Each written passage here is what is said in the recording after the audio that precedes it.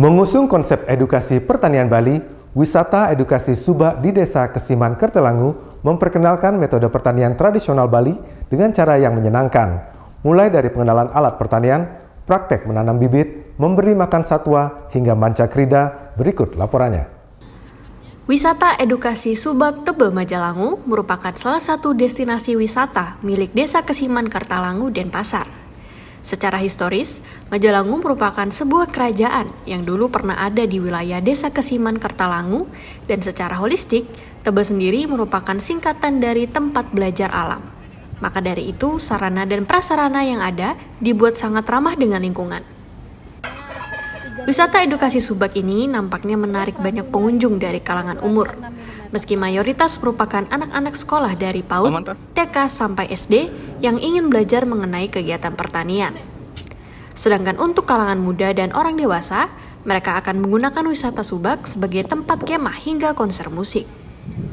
Maka dari itu, wisata edukasi Subak ini buka setiap hari selama 24 jam. Beberapa aktivitas yang dapat dilakukan di tempat ini meliputi tata kelola air secara tradisional, mengenal sistem pengelolaan pertanian, belajar mengenal histori kerajaan Majalangu, beradaptasi dengan satwa yang ada, budidaya tanaman herbal hingga tumbuhan, belajar di Museum Subak, membajak sawah, kuliner atau kelas memasak, hingga mancakrida atau outbound dengan permainan tradisional. Made Semareputra selaku manajer wisata edukasi Subak Tebel Majalangu menyatakan beberapa upaya untuk mengatasi tantangan dalam mengelola wisata edukasi ini.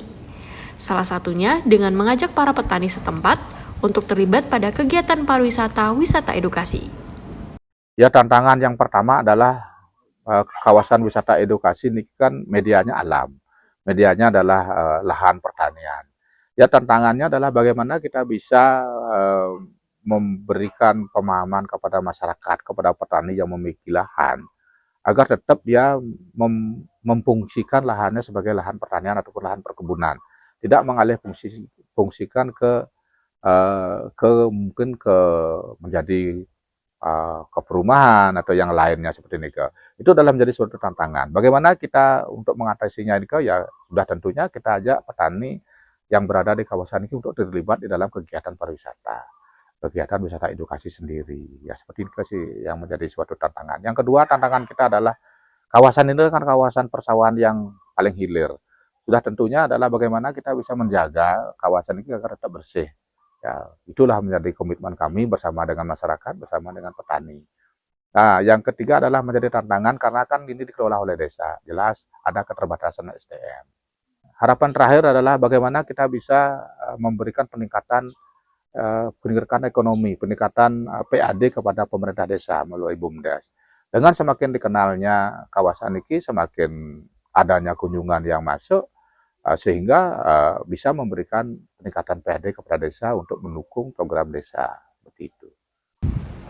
Pak Made juga berharap dengan adanya wisata Subak Tebel Majalangu dalam pengembangan wisata edukasi di Kota Denpasar, kiranya dapat menjadi wisata berkelanjutan dan memberikan tempat bagi semua kalangan untuk belajar dan berkreasi.